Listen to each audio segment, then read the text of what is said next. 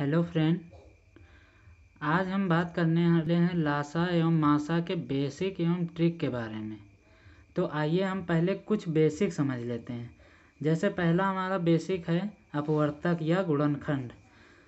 इसकी परिभाषा देख लेते हैं। जैसे कोई संख्या जिन जिन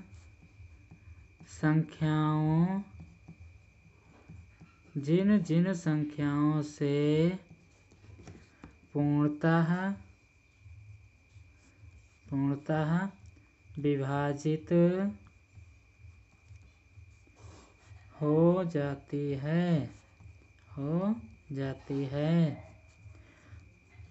उसे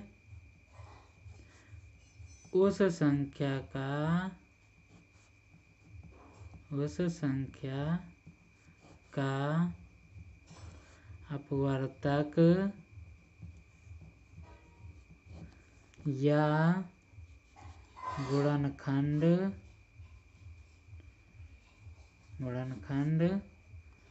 कहा जाता है। आइए जैसे हम कुछ उदाहरण ले लेते हैं। जैसे हम एक संख्या मान लेते हैं 15। तो देखिए इसके अपवर्तक क्या क्या हो जाएंगे।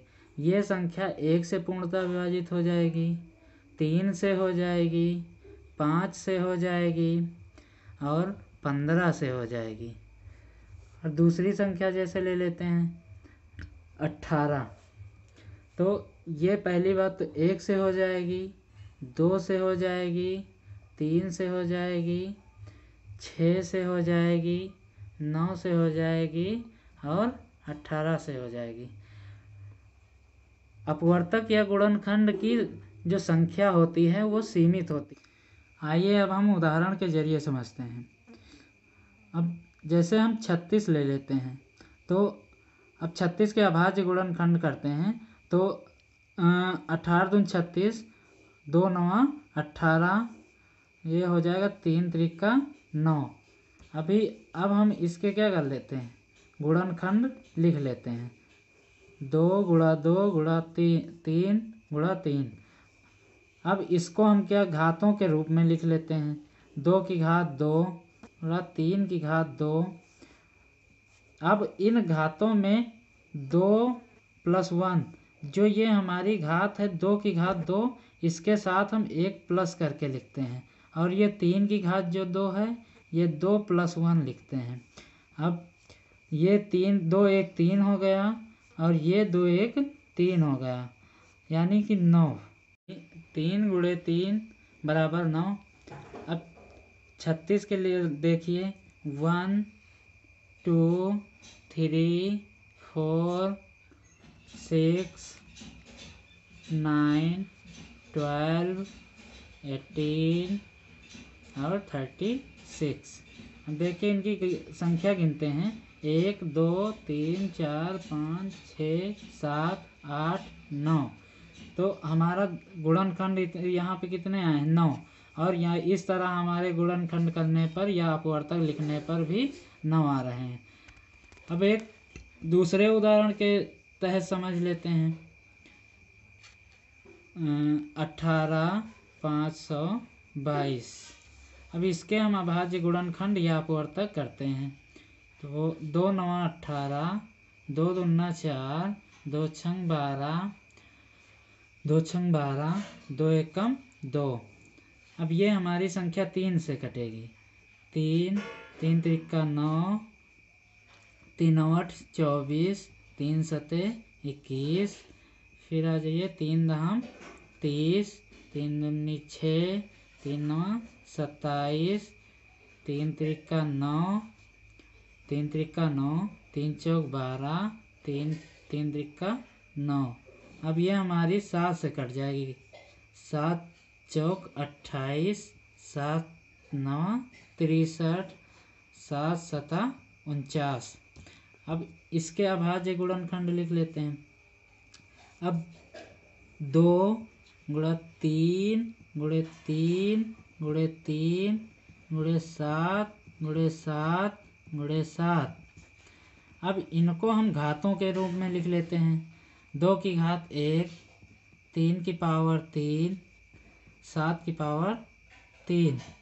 अब इन घातों में एक एक जोड़ करके, जैसे 2 की घात 1 है तो 1 + 1, 3 की घात 3 है तो 3 + 1, फिर 7 की घात 3 है 3 + 1। अब इनको आपस में हम गुणा कर लेते हैं जोड़कर। तो 1 1 2, 3 1 4, 3 1 4। अब इनको हम गुणा कर लेते हैं। 2 चौके 8, 8 चौक 32। अब हमें इसका पता चल गया कि 18,522 के कितने गुणनखंड हैं? 32। दूसरी बेसिक जानकारी हमारी अपवर्त के बारे में है। अपवर्त या गुणज। अपवर्त या गुणज ऐसी संख्या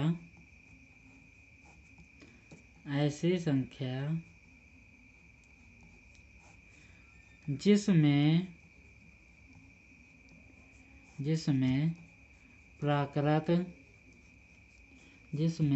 प्राकृत संख्याओं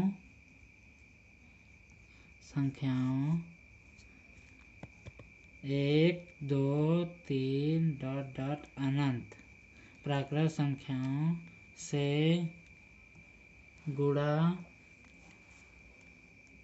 करने पर उस संख्या के विभिन्न अपवर्त प्राप्त होते हैं।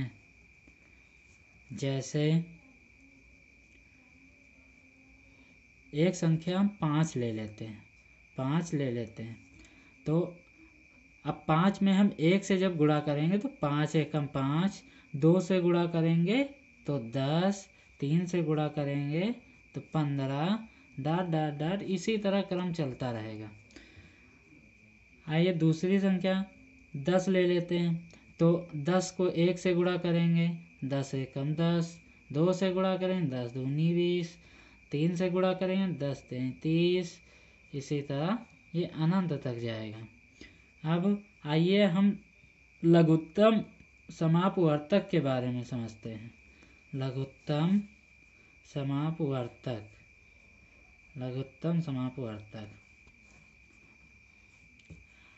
वह छोटी से छोटी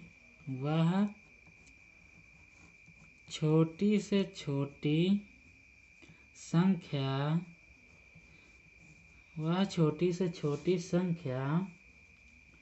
जो दी गई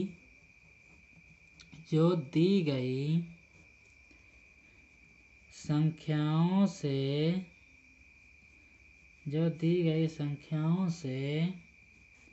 पूर्णतः विभाजित हो जाए।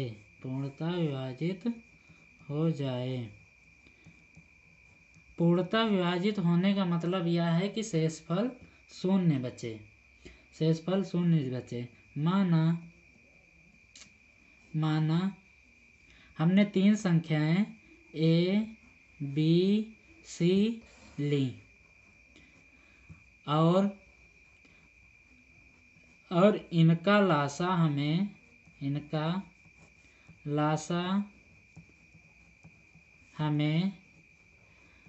x प्राप्त हुआ।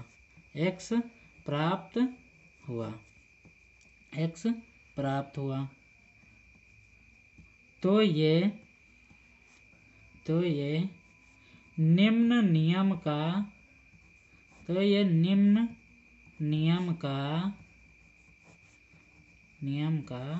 अनुसरण करेंगे।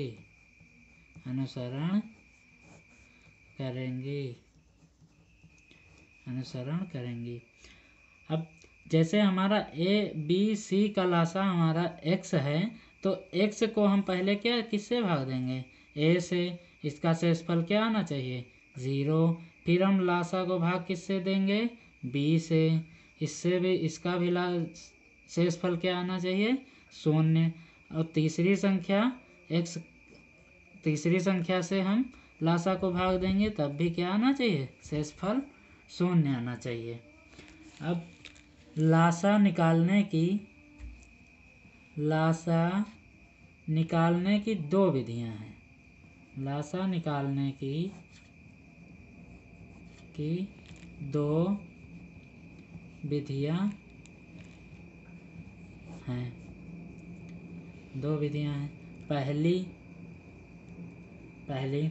पहली विधि जो है वो भाग विधि कहलाती है। पहली विधि भाग विधि। अब जैसे हम मान लेते हैं हमारे पास 24, 36, 48 और 60 4 संख्याएं हैं। अब इन संख्याओं का लासा हम भाग विधि से निकालेंगे 24, 36, 48 और 60। अब इसके हम अभाज्य गुणनखंड करेंगे। किसके? 24, 36, 48 और 60 के। तो 12 दूना 24, 18 दूना 36, 24 दूना 48, 30 दूना 60। फिर हम 2 से काटेंगे। 6 दूनी 12, 9 दूना 18, 12 दून 24, 15 दूना 30। अब हमारे पास अधिकांशतः 3 से कटने वाली संख्या हैं। अब हम 3 से काटेंगे। 3 दूनी 6, 3 त्रिका 9, 3 चौक 12, 3 पची 15। अब हमारे पास 2 से कटने वाली 2 एका 2, 3 को हम ऐसे ही रहने देंगे। 2 दूना 4, 5 को ऐसे रहने देंगे। 2 गुणा 2, 2 गुणा 2 गुणा 2 गुणा 3। अब हम इस 3 को लिख लेते हैं 3। फिर गुणा 2 गुणा 5। तो हमारा लासा क्या आ जाएगा? 2 दूना 4, दूनी 8, 8 ती 24, 24 तियाँ 72, 72 दूना 144, 144 पंचे 500, 720। ये हमारा हो गया भाग विधि द्वारा। हमारी दूसरी विधि है गुणनखंड विधि। आइए गुणनखंड विधि में भी हम इन्हीं संख्याओं को ले लेते हैं 24, 36, 48 और 60। तो अब हम इनको ऊपर नीचे लिख लेते हैं 24, 36, 48 और 60। अब इनके हम गुणनखंड कर लेते हैं। गुणनखंड करने का मतलब अपवर्तक लिख लेते हैं। जैसे अब हमने 24 में से एक लिया तो हमारे पास अभी 24 है। अभी 24 हमारे पास है। 24 का हमने 2 लिया तो अब हमारे पास कितना बचा? 2 में